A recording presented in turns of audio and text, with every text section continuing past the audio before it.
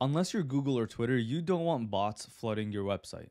And we protect our websites using authentication. Authentication is the process of verifying your users. Think of a security guard at a stadium where he's checking you for any weapons or drinks that you may have. Authentication is that for your website. Now, the first type of authentication would be the HTTP requests. Basically, like an API where you can post, get, and update things with your code, you can do this with authentication. However, I highly recommend you avoid this at all costs because this would be public to the user, like they could see when the stuff is going through and someone could hack in and easily grab the password. The next form of authentication is token-based. Think of a token-based authentication as a special card given to each user that they can use to access the pages in your website. And their token is given based off their credentials. Once you are signed in, you're given a special token, aka like a card, so that you can use it across the whole page so that you can buy stuff in your account and store stuff within your actual user. Now, on top of that, we have form authentication. While the token can be given without a form authentication,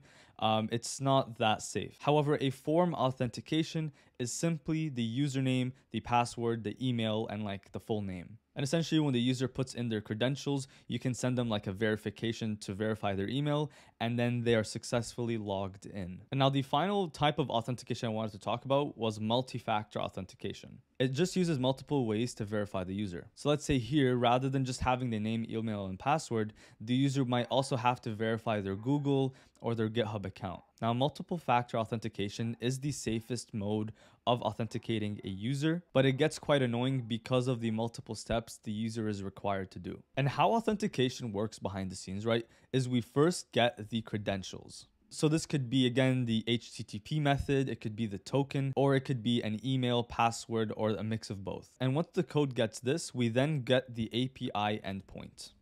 Now, obviously, I don't expect you to know this, but you're basically using an API to get the user data, and then you're creating a user or a token session. So basically in our code here, we're just getting a user and then we're creating a token. Now, the next step to authentication would be verification. Now, this one's optional, but highly, highly recommended. Again, unless you want bots on your website, verify your users. This could be by an email confirmation or, as we talked about earlier, multi-factor authentication. And what you'd want to do is maybe connect an email provider where it would send the user an email verification. And when they press that link to join your website, it is saved to their account. And what you'd probably want to do is connect to an email provider, perhaps something like Resend, where they send an email to the user and they click the link and they are verified. And the final aspect is response. This is just the endpoint. By endpoint, I mean the users can now do all the things that they want to do on the website. So let's say the user is trying to access Roadmap 2, but they are not verified. It will not take them to that page.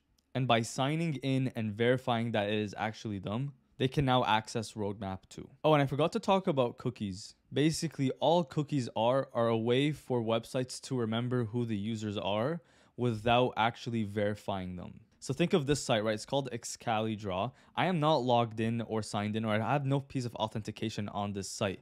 However, they use cookies as a way of remembering who I am. And they get the cookie information and the things displayed on the site via an HTTP request. And then the data is just posted onto your specific site only. And one of my favorite platforms for quick authentication would be clerk.com. Now, we'll be using Next.js to install it, but they have everything from React, Gatsby, Expo, and Next.js. So we'll install using npm install @clerk/next.js. Then what you want to do is go to the dashboard and then create an application and then grab the API keys. Just post it in a .env file. And by the way, API keys are the most important thing.